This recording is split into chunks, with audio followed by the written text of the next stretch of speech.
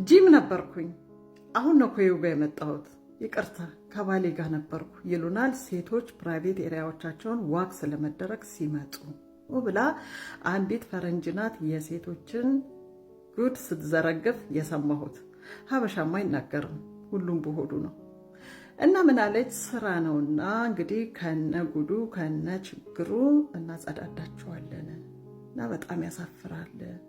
አንዳንድ ሴቶች ደግሞ ዩቲአይ ወይንም ዩሪነሪ ትራክ ኢንፌክሽን ወይንም የሽንት ቧንቧ ኢንፌክሽን ያለባቸው ሴቶች ከነ ጠረናቸው ይመጣሉ። ከነ ላቦቱ ከነ እንፋሎቱ እንግዲህ እንጀራ ነውና እንሰራለን። ይሄ እንጀራ አይደለም ጠላ ቂጣ ነው። እና ምን አለች? በጣም በጣም በጣም ነው አለች። በቃ የሚያሳፍረው። በነገራችን ላይ ወንዶች ስክሮል አድርጉት። ገመናችንን ከሴቶች ጋር ነው የምናወራው። ሴቶች ምን ሆናችሁ ነው? ለፀጉር ላይላሽ ለጥፍር ይኬድ። እንዴት ሴት ልጅ ፕራይቬት ኤሪያዋን ልታጸዳ አደባባይ ትሄዳለች? በእውነት ይሄ ነውር ነው። ሁሉ ነገር ወግ ማድረግ አለው፣ አካሄድ አለው፣ ስርዓት አለው። እንዲህ ምን ጉድ ናችሁ? ምን ጉድ ነን በእውነት።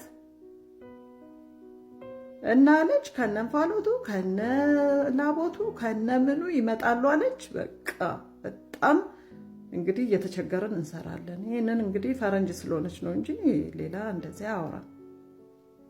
እነሱ ግልጽ ስለሆኑ ማለት ነው።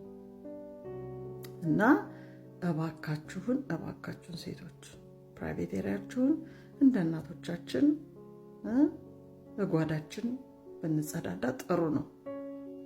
ሌላው ደግሞ ዩሪነሪ ትራክ ኢንፌክሽን፣ ከፊት ወደ ኋላ ከኋላ ወደፊት የሚሉት ነገር አለ። ከኋላ ወደፊት ሲጸዳ ነው ባክቴሪያ ወደ ማህፀናችን ገብቶ ሽታ የሚፈጥረው።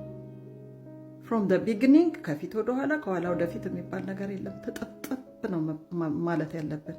ውሃ ነው ለሁሉም ነገር መፍትሄ እንጂ ሶፍት ምናምን ከፊት ወደ ኋላ ከኋላ ወደፊት የሚባል አማርኛ የለም። መተጣጠብ፣ ስንተጣጠብም ከፊት ታጥበን ከዛ ከኋላ መታጠብ ማለት ነው።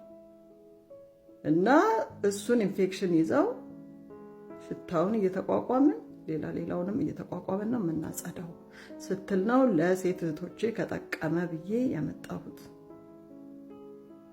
እና ባካችሁን የግል ንጽህናችሁን ጠብቁ። የግል ንጽህናችንን ጠብቅ። ይሄም ኢንፌክሽን ከመጣብን ቶሎ ሕክምና ማድረግ አለብን። የባህሪ ለውጥም ማድረግ አለብን። ብዙ ትዳር ደግሞ በፕራይቬት ኤሪያ በወንድም በካልሲም በብብትም በፕራይቬት ኤሪያ በሴትም ቢሆን በፕራይቬት ኤሪያ በብብት በምናም በአፍ ሽታም ሊሆን ይችላል። ብዙ ትዳር ይፈርሳል።